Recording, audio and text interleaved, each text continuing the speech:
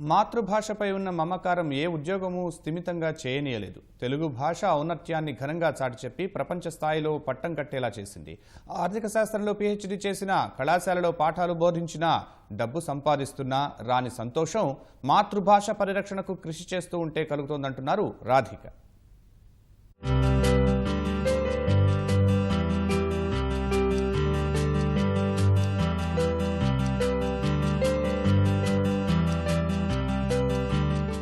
అంతర్జాతీయ నాటకరంగ సంస్థలో ప్రముఖుల ప్రసంగాలను తెలుగులోకి తర్జుమా చేసి మన భాషకు ప్రపంచ స్థాయి గుర్తింపు తెచ్చారు విజయవాడకు చెందిన రాధిక. అనువాదంలో అంతర్జాతీయ గుర్తింపు తెచ్చుకున్న ఆమె అంతర్జాతీయ నాటకరంగ సంస్థలో తెలుగుకు స్థానం కల్పించారు.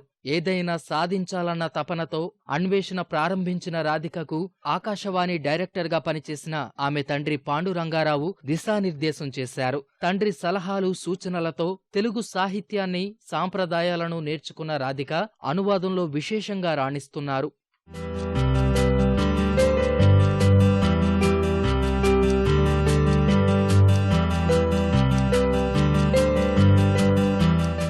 చైనాలోని షాంఘైలో అంతర్జాతీయ నాటకరంగ సంస్థ ఉంది. మన దేశంలోని పూణేలోనూ సంస్థకు శాఖలున్నాయి. ప్రతి ఏడాది మార్చి 27న అంతర్జాతీయ నాటక దినోత్సవానికి ప్రముఖులు హాజరై ప్రసంగాలను వినిపిస్తారు. అనంతరం ఆ ప్రసంగాలను వివిధ భాషల్లో అనువాదం చేసి అంతర్జాలంలో ఉంచుతారు. గుజరాతీ, మరాఠీ, కన్నడ, తమిళం, ఉర్దూ భాషల్లో ప్రసంగ అనువాదాలు ఉన్నా తెలుగు భాషలో మాత్రం లేవు. అంతర్జాలంలో తెలుగు అనువాదం కోసం శోధించిన రాధిక అవి లేకపోవడంతో తెలుగులోకి ప్రసంగాలని అనువదించాలని నిర్ణయించుకున్నారు.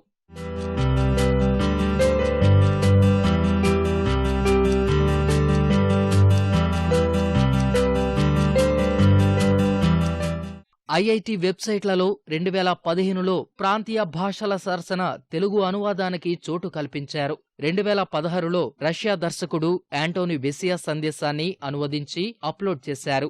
రాధిక అనువాదాలను చూసిన ఐటీఐ నాటకోత్సవాలకు రావాలని ఆహ్వానం పంపింది. ఈ ఏడాది 5గురు ప్రముఖులు ప్రసంగించగా మెక్సికోకు చెందిన సబీనా బర్మన్, ఢిల్లీకి చెందిన రంగస్థల నటుడు రామ్ గోపాల్ బజాజ్ల సందేశాలను రాధిక తర్జుమా చేశారు. నేను ఒక చిన్న తలంపుతో 16లో అనువాదం చేసిన సందేశాన్ని వాళ్ళ వెబ్సైట్కి పంపించడం జరిగింది.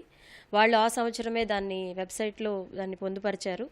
ఆ తర్వాత సంవత్సరం నన్ను పంపించమని వాళ్ళే ఆహ్వానం పంపించారు. అలాగ 17, 18 ఈ సంవత్సరం వరకు కూడా నేను మొత్తం 5 సందేశాలను ఇలాగ అనువదించడం జరిగిందండి. తెలుగు భాషకి నాకు చేతనంత సహాయం చేశానడంలో ఏమాత్రం సందేహం లేదు. దీని ద్వారా నేను ఎంతో తృప్తిని పొందానని చెప్పడానికి సంతోషిస్తున్నాను. ఇది ఇతర దేశాల్లో నాటకం ఎలా ఉంది, అక్కడ పరిస్థితులు ఎట్లా ఉన్నాయి, ఆర్టిస్టుల ఎబిలిటీ కానీ, వాళ్ళ సాంకేతిక నిపుణత కానీ అవన్నీ మన దేశంలో లేవు కాబట్టి అక్కడ ఎట్లా ఉన్నాయి మనం పోయి చూడలేం కదా. వాళ్ళ మెసేజ్ ద్వారా మనకి అవి తెలుస్తుంది అనమాట. దాని ప్రకారం ఈ మెసేజ్ కొన్న ఆర్టిస్టులందరికీ చేరే ఉద్దేశంతో దాన్ని మన భాషలోకి తర్జుమా చేసి అందరికీ అందించే ఉద్దేశంతో ఈ మెసేజ్ పెట్టారు. ఈ సందేశాల వల్ల మనకి అక్కడ దోదపని జరుగుతుంది. నాకు మాత్రం బాగా తృప్తిగా ఉంది.